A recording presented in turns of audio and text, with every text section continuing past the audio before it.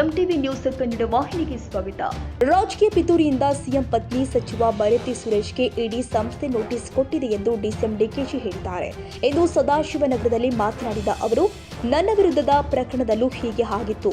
ಒಂದು ಪ್ರಕರಣವನ್ನ ಒಂದೇ ಸಮಯದಲ್ಲಿ ಎರಡು ಸಂಸ್ಥೆ ತನಿಖೆ ನಡೆಸಲು ಸಾಧ್ಯವಿಲ್ಲ. ಲೋಕಾಯುಕ್ತ ಸಂಸ್ಥೆ ಈಗಾಗಲೇ ತನಿಖೆ ಮಾಡ್ತಾ ಇದೆ. ಲೋಕಾಯುಕ್ತ ತನಿಖೆ ನಡೆಸುತ್ತಿರುವಾಗ ಬೇರೆ ಸಂಸ್ಥೆಗಳು ತನಿಖೆ ನಡೆಸಲು ಆಗುವುದಿಲ್ಲ ಎಂದು ಕೋರ್ಟ್ಗಳು ತೀರ್ಪು ನೀಡಿದೆ ಎಂದಿದ್ದಾರೆ. ಸಿಎಂ ಹುದ್ದೆ ವಿಚಾರವಾಗಿ ಸಚಿವರ ಹೇಳಿಕೆ ಬಗ್ಗೆ ಮಾಧ್ಯಮಗಳು ಕೇಳಿದ ಪ್ರಶ್ನೆಗೆ ಉಪಮುಖ್ಯಮಂತ್ರಿ ಡಿಕೆ ಶಿವಕುಮಾರ್ ಪ್ರತಿಕ್ರಿಯೆ ಕೊಟ್ಟಿದ್ದಾರೆ. ಸದಾಶಿವನಗರ ನಿವಾಸದ ಬಳಿ ಸೋಮವಾರ ಪ್ರತಿಕ್ರಿಯೆ ನೀಡಿದ ಅವರು, ಆ ರೀತಿಯಾಗಿ ಯಾರು ಕೂಡ ಏನೂ ಮಾತನಾಡಿಲ್ಲ. ಸರ್ಕಾರ ಸುಭದ್ರವಾಗಿದೆ.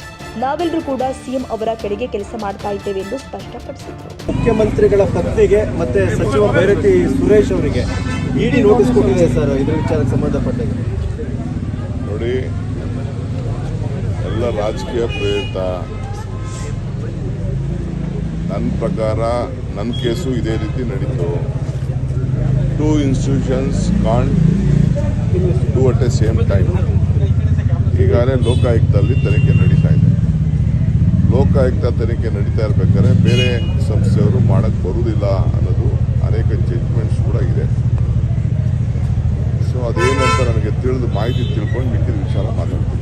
ಯಾಕಂದ್ರೆ ಸಿಬಿಐ ಕೊಡಬೇಕು ಅನ್ನುವಂಥ ವಿಚಾರದಲ್ಲೂ ಕೂಡ I am telling you, any two institutions can't do it on a same issue. There are various judgment.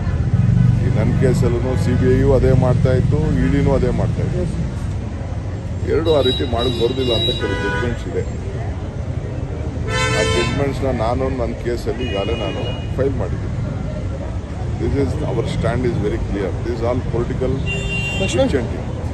ಸರ್ಕಾರದ ಬಗ್ಗೆ ಯಾರು ಮಾತಾಡಂಗಿಲ್ಲ ಅಂತ ಹೇಳಿದ್ರು ಕೂಡ ಡಿ ಸುಧಾಕರ್ ಅವರು ನಿನ್ನೆ ಒಂದು ಸ್ಟೇಟ್ಮೆಂಟ್ ಕೊಟ್ಟಿದ್ದಾರೆ. 5 ವರ್ಷ ಜಮೀರ್ ಅಹಮದ್ ಖಾನ್ ಮಾತಾಡ್ತಾರೆ. 5 ವರ್ಷ ಮುಖ್ಯಮಂತ್ರಿ ಯಾರು ಏನು ಮಾತಾಡಿಲ್ಲ ಬಿಡಿ. ಅವರೆಲ್ಲ ಯಾರು ಏನು ಮಾತಾಡಿಲ್ಲ.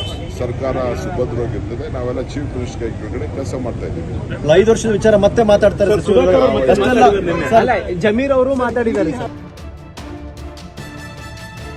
ತಾಜಾ ಸುದ್ದಿಗಾಗಿ ಎಂಟಿವಿ ನ್ಯೂಸ್ 24x7ಗೆ ಸಬ್ಸ್ಕ್ರೈಬ್ ಮಾಡಿ ಮತ್ತು ಬೆಲ್ ಐಕಾನ್ ಅನ್ನು ಒತ್ತಿ. ತಪ್ಪದೇ ಲಿಂಕ್ ಶೇರ್ ಮಾಡಿ.